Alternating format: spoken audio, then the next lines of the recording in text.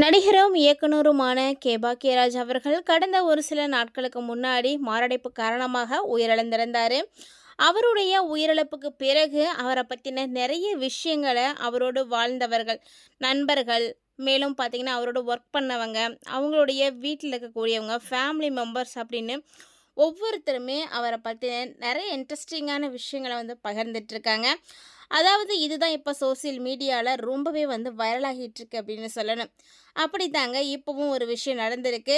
அதாவது அவருடைய வீட்டில் அவருடைய கட்டிலுக்கு கீழே ஒரு சில முக்கியமான பொருட்கள் கிடைச்சிருக்கு அப்படின்னும், அந்த பொருட்களை பார்த்த உடனே ஃபேமிலியில் இருக்கக்கூடியவங்க எல்லாருமே ரொம்பவே எமோஷ்னல் ஆகியிருக்காங்க. ஸோ அதை பற்றின ஒரு இன்ட்ரெஸ்டிங்கான அப்டேட்டை தான் இப்போ நம்ம பார்க்க போகிறோம். வாங்க வீடியோக்குள்ளே போகலாம். இயக்குனரும் நடிகருமான கே. பாக்யராஜ் அவர்களுடைய மறைவை இன்னுமே யாரும் மறக்கலைங்க. ஸோ எல்லாருமே இன்னும் அந்த சோகத்தில் தான் இருக்காங்க. மிலா துயரத்தில் ஆழ்த்திட்டு போயிருக்கக்கூடிய அவருடைய வீட்டில் இப்போது அவருடைய இறப்புக்கு அப்புறமா வீடு சுத்தம் பண்ணக்கூடிய வேலைகளானது நடந்துகிட்டு இருக்குது. ஸோ அந்த ஒரு சமயத்தில் தான் இந்த பொருட்கள் எல்லாமே அவங்களுடைய கையில் கிடைச்சிருக்குன்னு சொல்லணும். அதாவது அவருடைய வீட்டில் ரூமுக்குள்ள அவரோட கட்டிலுக்கடியில் பார்த்திங்கன்னா ஒரு ஃபேமிலி ஃபோட்டோவான ஃப்ரேம் ஒன்று இருந்திருக்கு. அதே மாதிரி அவருடைய அதிகமாக அவர் பயன்படுத்தக்கூடிய பொருளான டைரி, அப்புறம் எப்போவுமே அவர் வச்சுருக்கக்கூடிய ஒரு பென்னும் கிடச்சிருக்கு. அது மட்டும் இல்லாமல் அவர் எப்போதுமே அவருடைய படங்களில் ரொம்ப முக்கியமானது, அவருக்கு பிடித்தது அப்படின்னு சொல்லக்கூடிய படங்களுடைய கேசட்ஸ்களை எல்லாத்தையும் வச்சுருந்துருக்காரு. ஸோ இது எப்போவுமே அந்த இடத்துல இருக்கக்கூடிய பொருட்களாக இருந்தாலுமே கூட இன்றைக்கி அவர் அந்த இடத்துல இல்லை. அப்படிங்கும்போது அந்த பொருட்களை எல்லாம் பார்த்த உடனே ரொம்பவே ஃபேமிலியில் இருக்கக்கூடியவங்க ரொம்ப எமோஷ்னலாக இருக்காங்க. குறிப்பாக பூர்ணிமா பாக்யராஜ் அவங்களால தாங்கிக்கவே முடியல. அவங்க தான் இப்போ ரொம்பவே எமோஷ்னல் ஆகியிருக்காங்க. அதாவது அவர் பயன்படுத்தின பொருட்களை எல்லாத்தையும் பார்த்த உடனே ரொம்பவே கண் கலங்கியிருக்காங்க. மேலும் அந்த பொருட்களை எல்லாம் தூக்கி போட வேண்டாம் அப்படின்னும், அது அங்கேயே இருக்கட்டும் அப்படின்ற மாதிரியும் சொல்லியிருக்காங்க. பாக்யராஜ் சார் ஏன் அவருடைய கட்டிலுக்கு அடியிலேயே இந்த ஒரு ஃபோட்டோ ஃப்ரேமையும் அவர் பேனா டைரியும் வச்சுட்டே இருந்தார் அப்படின்ற மாதிரியான நியூஸ் சொல்லியிருக்காங்க. அதாவது அவர் ஒரு திரைக்கதை எழுத்தாளர். அவருக்கு எப்போல்லாம் எழுதணும், எப்போல்லாம் ஒரு கதையோ ஒரு வசனமோ எதெல்லாம் தோணுதோ உடனே எழுதிடணும். ஸோ அதுக்காக அவர் கூடவே பார்த்திங்கன்னா அந்த கட்டிலுக்கு அடியிலேயே ஒரு டைரியும் ஒரு பென்னும் வச்சுருப்பாராம். ஸோ எப்போ தோணுதோ உடனே எடுத்து அதில் எழுதி வச்சுடுவாராம். அதே மாதிரி தாங்க ஃபோட்டோ ஃப்ரேம் ஏன் வச்சுருந்துருக்காரு அப்படின்னா, அவருக்கு அவருடைய ஃபேமிலியை ரொம்ப ரொம்ப பிடிக்கும். எல்லாருக்குமே தெரியும். பூர்ணிமாவையும் ரொம்ப பிடிக்கும். அதே மாதிரி மகன் சாந்தனு, சரண்யா, மருமகள் கிக்கி எல்லாத்தையுமே ரொம்ப பிடிக்கும். ஸோ அந்த ஃபோட்டோஸ் எப்போவுமே அவர் கூடயே இருக்கணும் அப்படின்னு நினச்சதுனால தான் அவருடைய கட்டிலுக்கடியில் அந்த ஃபோட்டோ வச்சுருக்காரு. ஸோ எப்போல்லாம் அவர் பிரேக் டவுன் ஆகிறாரோ, எந்த ஒரு சூழ்நிலையெல்லாம் அவருக்கு ஒரு டிப்ரெஷன் ஆகுதோ, ஸோ அப்போல்லாம் அவர் அந்த ஃபோட்டோ தான் எடுத்து பார்ப்பாராம். ஸோ அதுக்காக தான் அவருடைய வீட்டில் இந்த ஃபோட்டோ ஃப்ரேம் வச்சுருந்துருக்காரு பெட்டுக்கடியில். அதே மாதிரி டைரி, பென்னு எல்லாமே வச்சுருக்காரு.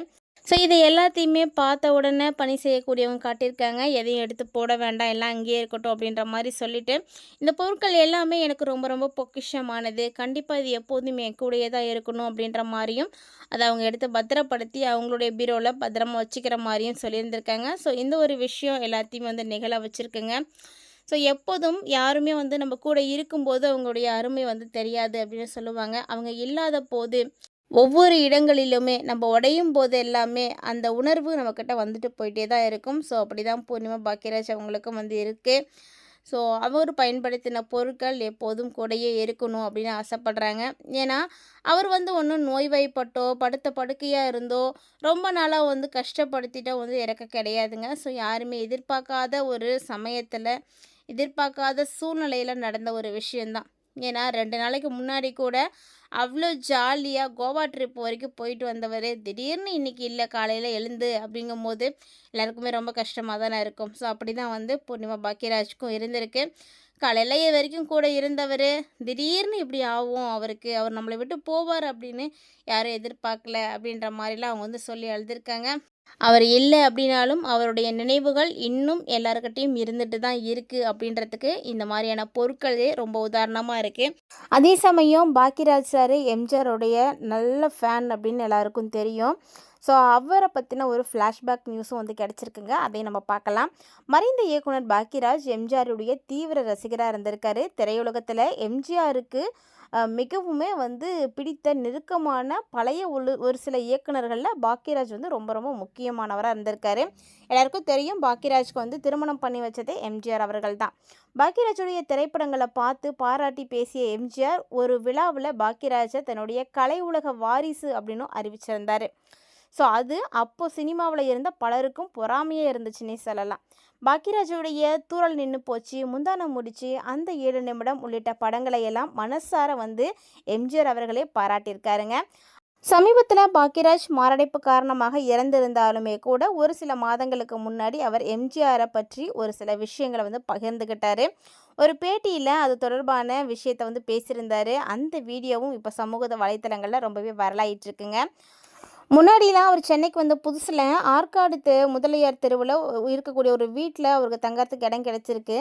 வீட்டிலேயே மெக்கானிக் ஷாப் மற்றும் கார் பார்க்கிங் இது எல்லாமே இருக்குமா. ஆனாலும் அங்கேயே அவர் வந்து தங்கிக்குப்பாராம். எதிரில் பார்த்தீங்கன்னா எம்ஜிஆர் பிக்சர்ஸ் நிறுவனம் இருந்திருக்கு. அதனால் எம்ஜிஆர் அவர் வரும்போதெல்லாம் அவரை பார்க்கலாம் அப்படின்ற ஒரு ஆசையும் இவருக்கு வந்து ஒரு காரணமாக இருந்திருக்கு. ஆனால் அவரை எப்போவுமே பார்க்கவே முடியலையாம். பெரிய கேட்டாக இருக்கும், எப்போதாவது தான் வருவார். காரை மட்டும்தான் பார்க்க முடியும். ஒரு நாள் மொட்டை மாடிக்கு போய் நின்று பார்த்துட்டு இருந்தேன்.